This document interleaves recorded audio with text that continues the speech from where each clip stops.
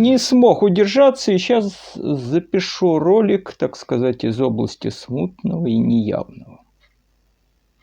Но существует известный библейский сюжет про пир Валтасар.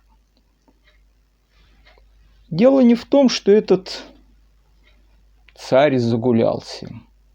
Дело в том, что во время своего пира он перешел определенную черту.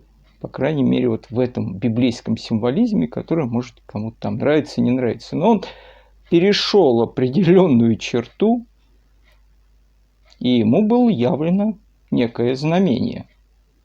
Мени-мени текел упарсин, да? Которое говорило о том, что он был взвешен и оказался легок. В Москве случилось некое явление, которое носит прямо-таки символический характер, как и то, с чем оно связано. Какова символика Кремля в нашей стране? Это известно. Там можно разбирать, что это за здание, как оно было построено, ее символизм, понятно. И вот эти кадры, которые были показаны, да, производят прямо обескураживающее впечатление, мощное, когда эти леса рушатся, и этот сбитый зуб Кремлевской стены, который символичен очень сильно. Ну, можно, конечно, вот есть скептическое такое сознание, которое все сводит просто вот, ну, разгильдяйство. И всем кажется, что если происходит событие, такая цепь случайностей, в которых нету никаких знаков. Ну вот, к примеру, на студии «Рубеж» есть такой Вадим Шигалов, который в беседах и вот сам записывает там какие-то выступления, он говорит о том, как эта элита мировая, глобальная, любит использовать определенного рода язык символов. Почему-то они, сильные мира сего, к этому языку прибегают. Ну, вот и события он как там описывает какие-то, к определенному символизму привязывает, и еще что-то такое. У меня из головы не уходит одна тема, я как бы много раз ее касался, писал статьи, ролик записывал. У меня из головы не уходит, вот когда я пытаюсь размотать в обратном направлении все время эту цепочку событий, мне не выходит некий символизм, который предшествовал 2020 году. Вот уже были дурные предчувствия в 2017 году и до этого, что что-то такое сломалось. А вот 2018 год уже был просто зловещий. И было как бы не совсем понятно, что произошел какой-то перелом к чему-то нехорошему. А потом это что-то полезло. Сначала в виде пенсионной реформы, там было еще что-то такое. Многие обратили внимание на странную символику этого чемпионата мира. Почему-то в наших городах тогда установили счетчики с обратным отсчетом. И странным образом дизайн этих часов был скопирован с могильных памятников, которые часто бывают на кладбище. Там интересные совпадения дизайна этих часов с этими кладбищенскими памятниками, стандартными, еще для советских времен. Он настолько совпадает, что где, как правило, там вот этот циферблат, он где-то как раз совпадал там, где у этого памятника, как правило, прикручивалась фотография покойного. Ну ладно, было бы одно совпадение. Сама символика чемпионата, мяч, не мяч, странно было похоже на мою какую-то маску красную смерти. Маска красной смерти – это рассказ у Эдгара По. Вы перечитайте хотя бы краткое содержание. О чем? О страшной болезни, поразившей там определенное, да, вот это место. Там замки запираются, устраивают пир, пока не является грозный гость в этой красной маске. Еще совпадение. И очень смущающие были рисунки, которые вот это наносились на стенах. Там вот эта маска Красной Смерти венчала какого-то красного змея, который протекал по нашим городам. Оплетал. Что-то такое рисовалось, поползло по нашим городам. Особенно поглядите Казань, что сейчас символичное изображение. Я долго искал, и пока нашел, что возьмите, поглядите икону Страшного Суда православную. Там этот красный змей изображается в виде огненного такого змея, который из преисподней поднимается. Возможно, этот символизм совершенно случайен, а возможно и нет. Что-то вот символически как бы было ознаменовано тогда. Такое впечатление. Очень символично, что зубец на Кремле сокрушил ветер. Потому что у ветра много смыслов наполненности. Дыхание, дух. Да? Я вот как раз сегодня размышлял, еще когда не знал в новостях, что сильный ураган поломает Кремлевскую стену символично. Я как раз стоял и видел, как ветер несет листья по асфальту. И я вот как раз размышлял о том, глядя на это, как все пришло в движение, качаются деревья, все бумажки, там что-то, и все вдруг пришло в движение. Вот стоит штиль, все мертво, все лежит на местах, и вдруг вторгается нечто невидимое, и все приводит в движение. Она – это сила единая, незримая, существует. Вот само дыхание человека, да, который душа, дух человеческий, который вот он есть, человек живой, он ушел, человек превращается в труп.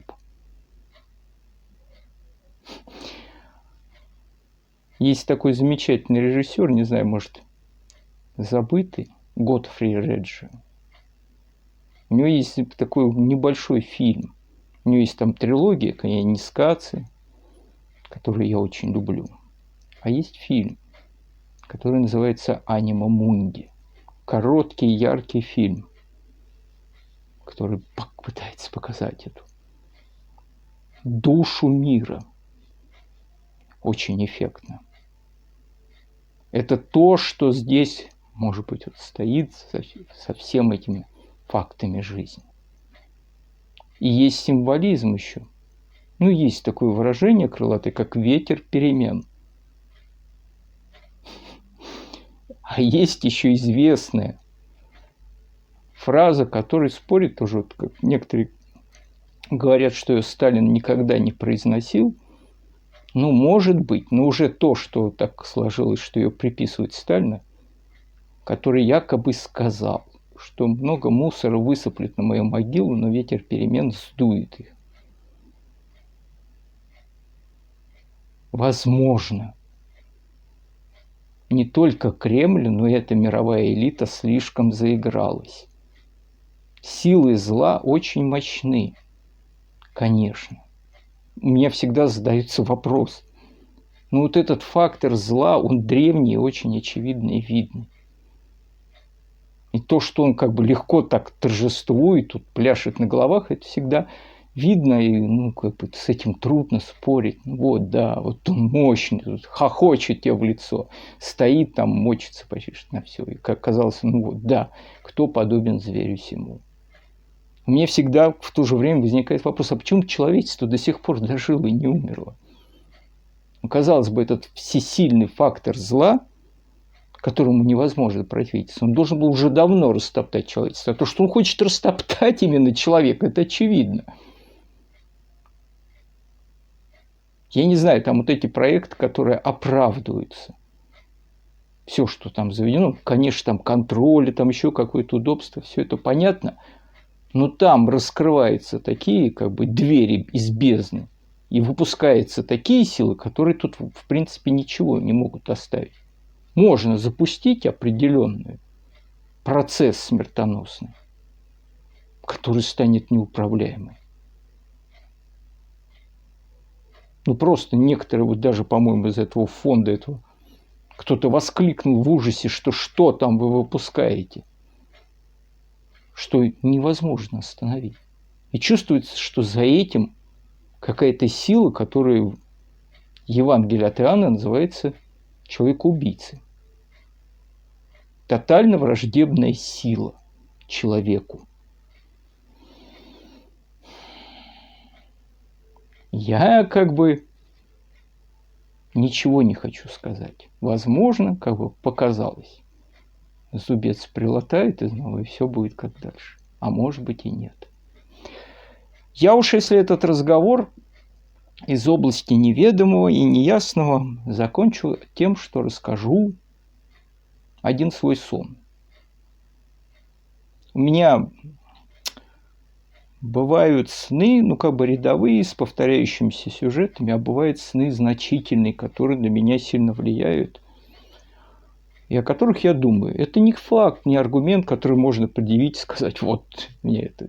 Я не настолько как бы помешанный человек, чтобы там вот предъявлять свой сон как какую-то, знаете, аргументацию. Но мне, так как я впечатлил в свое время юнгианской философией, и философией, и психологией, его вот эти учения, которые, конечно, на что-то странное похожи, а в коллективном, бессознательном, откуда иногда являются некие что-то значительные символы. Поэтому я занимался тем с какого-то времени, что записывал эти сны.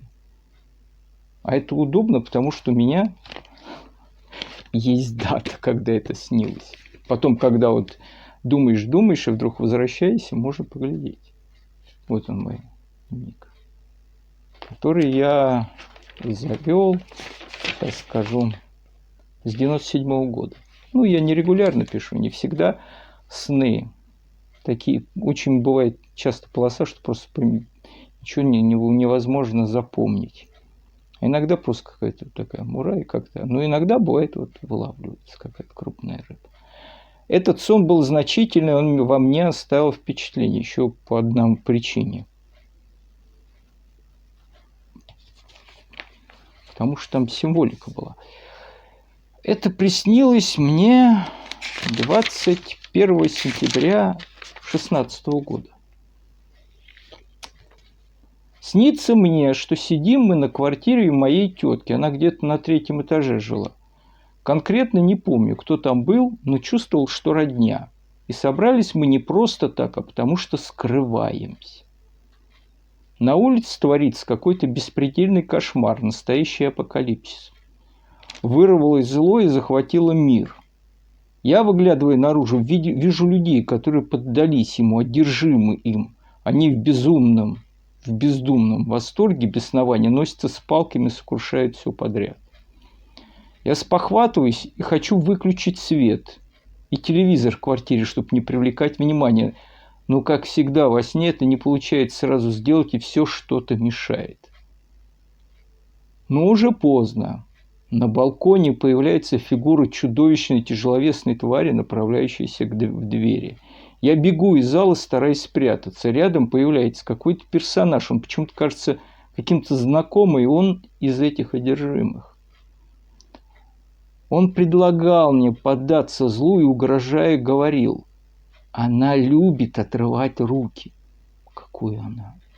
Я понимаю, что это она и есть источник выплеснувшегося зла. И отвечаю, что есть пределы, за которые нельзя переходить.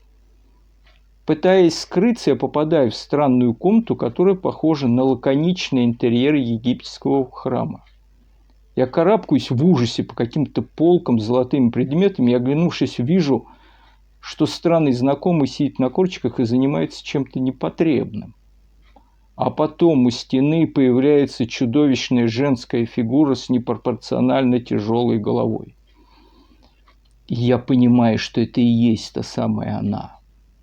Эта фигура меняется, вытягивается, становится похожа на индийские изваяния, и в ней появляется что-то змеиное.